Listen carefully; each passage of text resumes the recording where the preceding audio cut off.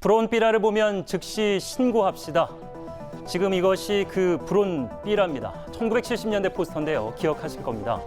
1960년대, 70년대 북한은 풍선을 이용해서 서울 상공으로 대남 전단 일명 삐라를 뿌렸고 그 삐라를 주워 파출소에 가져다 주면 공책과 연필 등 학용품을 주던 시절이 있었습니다. 이제는 탈북자 단체 등의 대북 전단 관련 뉴스에서만 간혹 등장했던 삐라가 남북 관계의 중요한 이슈로 떠오른 것은 지난 4일입니다. 김여정 북한 노동당 제1부부장이 탈북자 단체의 대북 전단 살포를 비난한 뒤 북한의 대남 공세 수위가 높아졌고 결국 1년 9개월 만에 남북 관계 개선의 산물인 남북 연락사무소가 불통 사태를 맞게 됐습니다. 하루 이틀 된 논란도 아닌데 북한이 이렇게 강경한 입장을 피력하는 이유는 어디 있을까요? 우선은 대북 전단 내용에 그 이유가 있어 보입니다. 북한 노동신문.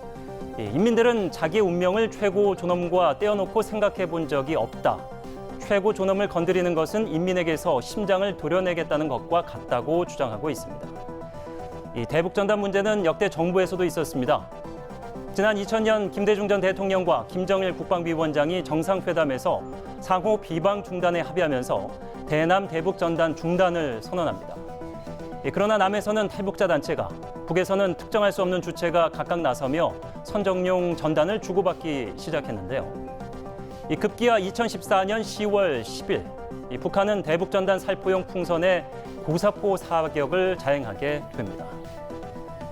2015년 1월에는 집권 여당이었던 당시 새누리당에서 우려 섞인 논평을 내놓기도 했습니다. 정부는 대북 전단 살포와 관련해서 신중하고 적절한 판단을 내려야 할 것입니다. 자신은 물론 타인의 생명까지 위협하는 것은 표현의 자유를 넘어선 문제입니다.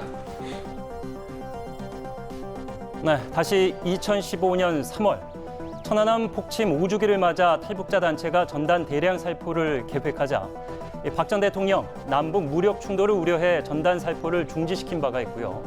2016년엔 대법원의 판단도 있었습니다. 이 대북 전단 살포를 막은 정부의 행위는 적법하다. 그리고 2018년 4월 27일 이 판문점 평화의 집에서 다시 만난 남북 정상은 5월 1일부터 군사분계선 일대에서 확성기 방송과 전단 살포를 비롯한 모든 적대 행위들을 중지하기로 약속한 바 있습니다. 자, 이렇게 남북 간 합의도 있었고 대법원의 판단도 있었지만 마땅한 법적 근거가 없었던 상황. 민주당은 대북 전단 무단 살포가 그간 남북 관계 발전에 장애물로 작용한 만큼 과감하게 정리할 필요가 있다며 재발 방지를 위한 입법에 적극적으로 나서기로 했고 통합당은 대북 전단을 빌미 삼아 우리 정부를 휘두르려는 북한의 노림수라며 이제라도 북한 도발에 단호히 대처하라고 촉구하고 있습니다. 시민들의 의견도 첨예하게 갈리고 있습니다.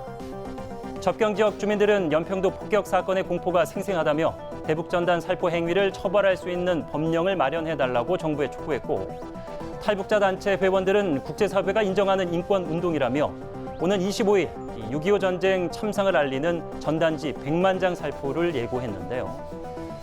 대북 전단 살포, 인권 운동인가 안보 위협인가? 대북 전단 살포 금지, 표현의 자유 침해인가 국익을 위한 일인가? 2020년 대한민국은 또 한 번 헌법에 규정된 국민 기본권과 표현의 자유 침해 여부를 두고 갑론을박이 한창입니다.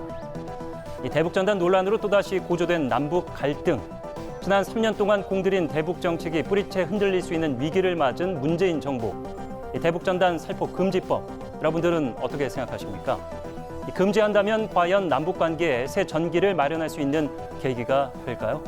앵커 포커스였습니다.